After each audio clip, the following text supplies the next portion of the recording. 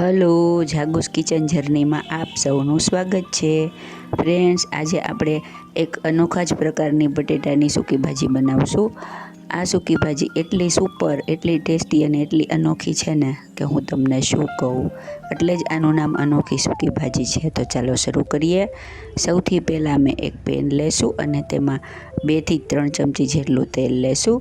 તેલ ગરમ થઈ જાય એટલે તેમાં 5 ચમચી જેટલું જીરું અને 7-8 મીઠા લીમડાના પાન એડ કરીશું. સરસ બંને થઈ જાય એટલે તેમાં અડધી ચમચી જેટલી આદુની પેસ્ટ એડ કરીશું. ત્યારબાદ મેં આમાં 350 થી 400 ગ્રામ જેટલી નાની બટેટી બાફી અને છોલીને લઈ લીધી છે. તમે મોટા બટેટાના પીસ પણ કરી શકો છો,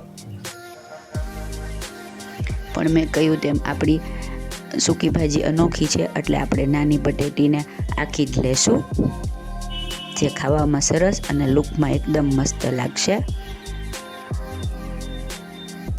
હવે આપણે તેમાં મસાલા કરીશું.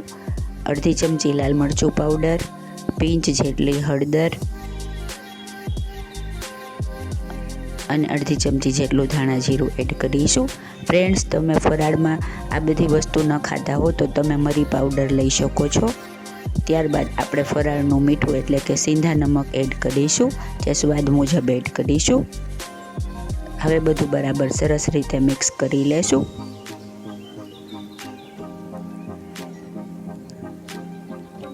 ફ્રેન્ડ્સ, તમે આ ફરાળમાં બનાવતા હોય તો તમારે આદુ મરચાંની પેસ્ટ એટલે એમાં મરચાં તીખા લેવા અને થોડો મરી પાવડર યુઝ કરવો, તે પણ ખૂબ સરસ લાગે છે.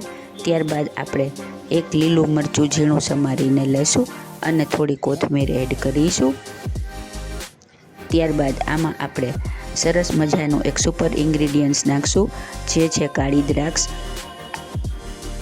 આપણે કાળી લીલી દ્રાક્ષને આવી રીતે ધોઈ અને લઈ લેશું અને તે એડ કરીશું.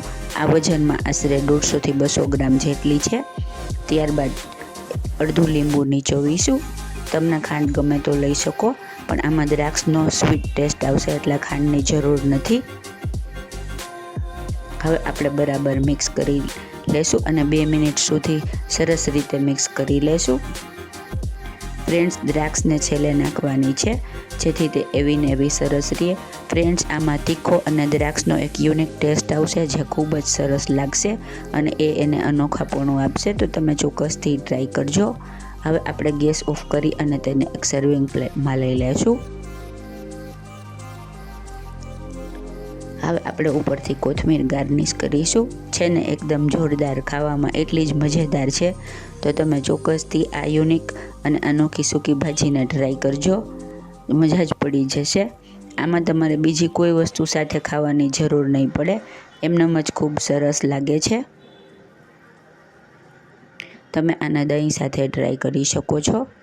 ફ્રેન્ડ્સ, જો તમને મારી રેસીપી પસંદ આવી હોય તો મારી ચેનલને લાઇક, શેર અને સબસ્ક્રાઈબ જરૂરથી કરજો. ધન્યવાદ.